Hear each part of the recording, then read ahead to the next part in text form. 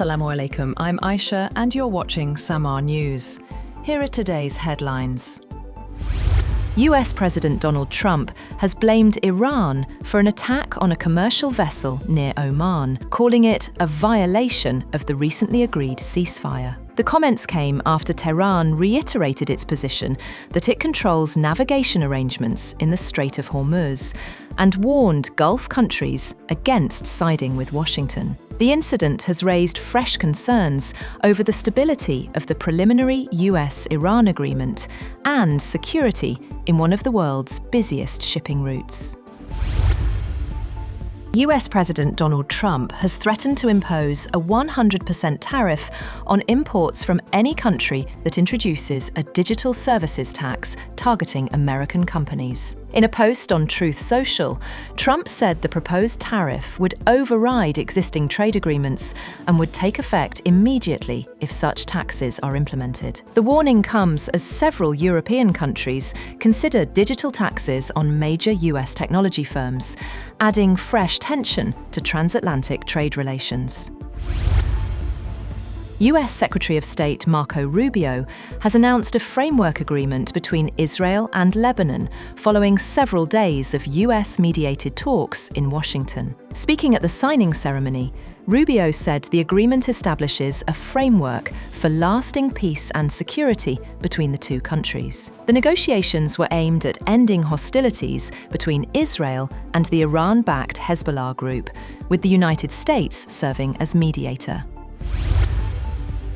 Iranian state media says Tehran and Washington have established a direct communication line over the Strait of Hormuz to help prevent incidents that could escalate into military confrontation. According to the report, the mechanism is part of the implementation of Article 5 of the Islamabad Memorandum of Understanding and is intended to improve coordination as both sides continue discussions over navigation arrangements in the strategic waterway. The development comes amid ongoing efforts to reduce regional tensions and safeguard commercial shipping through the Strait of Hormuz.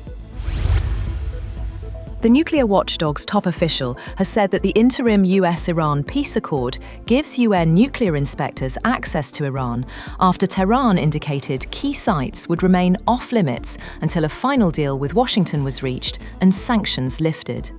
International Atomic Energy Agency boss Rafael Grossi told a press conference in Japan that to comply with the agreement, the IAEA will have to have access and inspect. He said UN inspectors have already held an initial exchange with Iranian officials to discuss technical issues. He added that the first goal of any visit to Iran would be to check whether IAEA seals on previously inspected material remained intact and whether any material was missing. Iran has made it clear that it has no plans to allow UN nuclear watchdog Chief Rafael Grossi to inspect nuclear facilities damaged during the war. Deputy Foreign Minister Kazem Garibabadi said that any decision on inspections will only be discussed in a final agreement and after sanctions are lifted. Tehran has reasserted its right to control shipping in the Strait of Hormuz and warned Gulf states against siding with the US. Iran was responding to what it called an interventionist, irresponsible and provocative joint statement by the United States and 6 Gulf states that rejected Iran's insistence that it could charge tolls on vessels transiting the strait. Iran's Deputy Foreign Minister Kazem Garibabadi said on X that safe passage through the Strait of Hormuz cannot be guaranteed under ambiguous arrangements, parallel routes, or decision-making that does not take Iran's role as a coastal state into account. The United Kingdom Maritime Trade Operations Centre said it had received a report of an incident north of Oman near the Strait of Hormuz. According to British broadcasting reports, a cargo vessel was struck on its starboard side by an unidentified projectile, causing damage to the ship's bridge. The vessel's master said no injuries were reported in the incident. The organisation said authorities were investigating the matter and advised vessels in the area to exercise caution and report any suspicious activity. The United Nations Maritime Agency has temporarily suspended its evacuation initiative for ships stranded near the Strait of Hormuz after a vessel was attacked in the Gulf of Oman. The International Maritime Organization, or IMO, said the decision was taken to reassess security conditions and ensure that adequate safety guarantees remain in place for vessels operating in the region. The evacuation effort was designed to help hundreds of ships and thousands of seafarers navigate safely through the strategically important waterway amid ongoing regional tensions. Authorities in the United Arab Emirates briefly issued emergency phone alerts on Friday, warning residents of a potential missile threat before sending a follow-up message declaring the situation safe. The Interior Ministry later advised residents to disregard the earlier warning, although some users reportedly received an additional alert before the all-clear notification. No missile strike or security incident was immediately confirmed, and normal activities have since resumed across the UAE.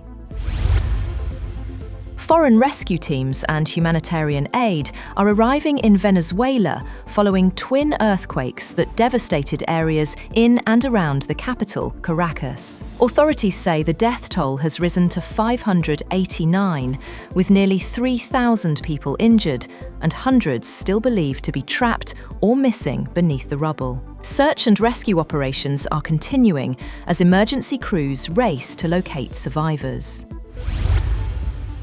The temperature in Britain and Switzerland have hit record highs for June, as large parts of Western Europe were in the grip of a deadly early summer heatwave that has killed dozens, disrupted power supplies, and shut schools and cultural landmarks. French and British authorities warned people to adapt their daily routines to avoid overheating as hospitals struggled to deal with patients suffering from the heatwave. Temperatures reached 36.7 degrees Celsius in southwest England, provisionally making it the hottest June day recorded in Britain, surpassing a record set just a day earlier, the Met Office said. Australia's Prime Minister has said that he was keen to make sure the country's social media ban for children was as strong as possible, as a new study found that the 6-month-old measure had little impact on teen use. The government plans to stress test the law, which bans platforms like Meta's Instagram and Google's YouTube from giving under-16s accounts. Prime Minister Anthony Albanese told the Australian Broadcasting Corporation that he wants the law to withstand any legal challenges which are made. A small aircraft has reportedly crashed into Beijing's tallest building, the CITIC Tower. According to eyewitnesses, the impact damaged glass panels on one of the upper floors of the 108-story skyscraper, while police sealed off surrounding roads and restricted public access to the area. Chinese authorities have not yet issued an official statement on the incident, and there are no immediate reports of casualties. That's all for now. For more updates, visit www.samaa.tv. Thank you for watching Samaa News.